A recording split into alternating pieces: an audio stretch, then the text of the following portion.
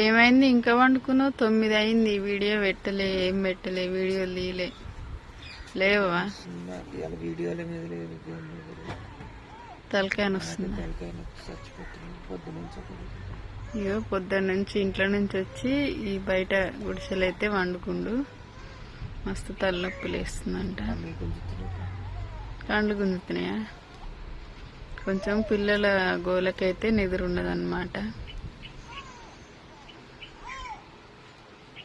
మరి లేవా? ముఖం కడుక్కుందు, చాయ్ తాగదు. చాయ్ పెట్టినా అల్లం వేసి తాగదులే. గోలిస్తా, వేసుకుందు చాయ్ తాగి.